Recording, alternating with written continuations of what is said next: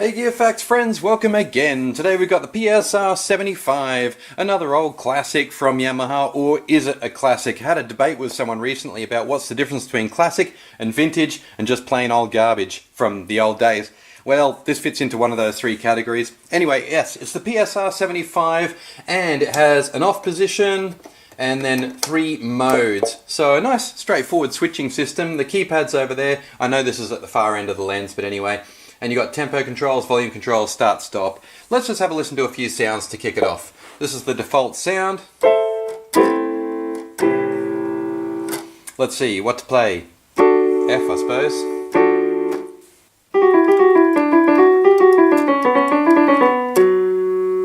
Okay, so a reasonable piano sound to start things off. It's very much of its time. This keyboard would have been on shelves in around about 1989, I suppose. Sometime like that. Anyway, you can plus minus your way through the sounds quite quickly and easily. That's actually not a bad piano, it's quite smooth.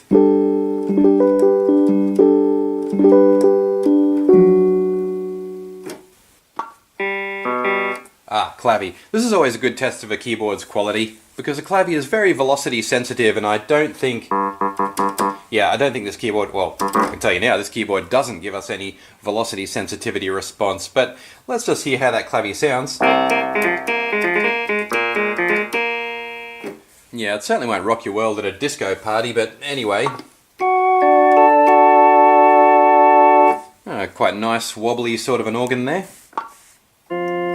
Church organ. Okay, and now we get into the more rock sort of sounds.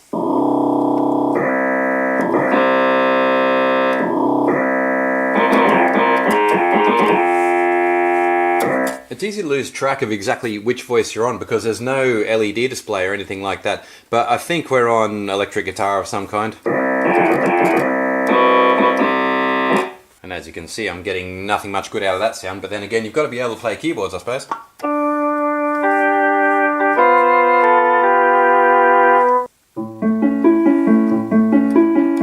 This harp's actually not bad.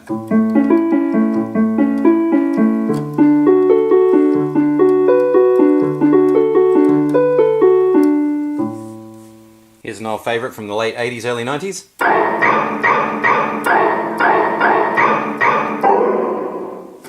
And of course a nice sturdy slap bass from the same era.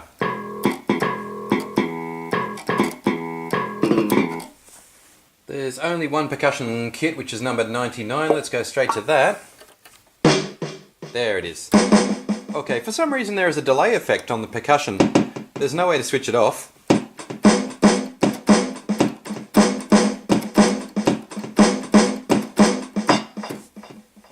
Anyway, those are the highlights from the voice section. Let's move it up to style and see what we've got. Okay, that little snippet there gives us an idea of what the percussion sounds are like. They're very coarse and grainy, just like, again, of that era.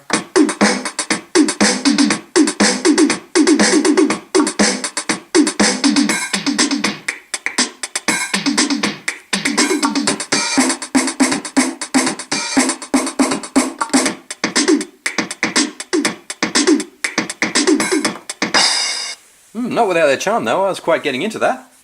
And of course you can press a key at the low end like this.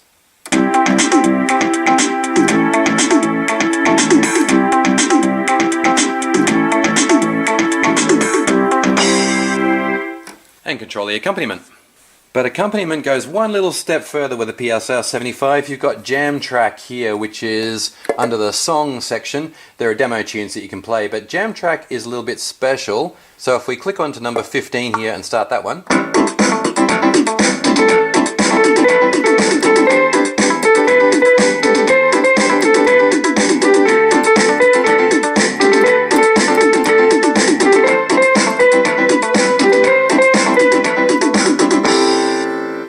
These are basically presets that have all kinds of different sound behavior as you solo along to the music. And it's an auto start too, as you can hear.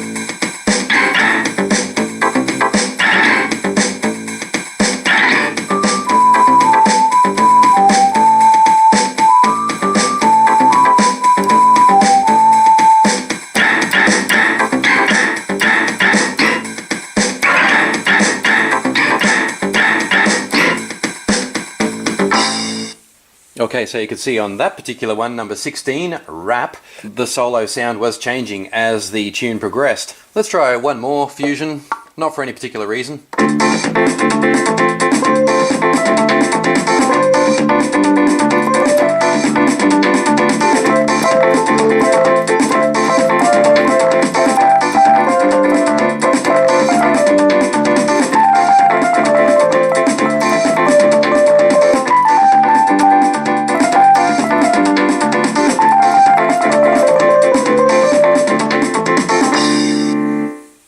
Another thing you'll notice about this one too is that you can't go wrong with the keys. It auto-corrects you. So whatever you do here, it really doesn't matter. It's always going to sound in tune.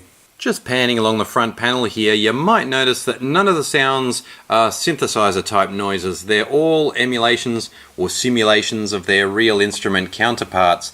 That may or may not be an attractive thing for you, but really I guess all you can say about the PSR 75, especially in this year, 2018, that its only role can be as a practice keyboard. So it's probably best that it just has real instrument sounds there, or real-ish instrument sounds, for students just to sit down and practice on. You don't want students practicing on a synthesizer, really, because those are the wrong kinds of sounds to learn the basics.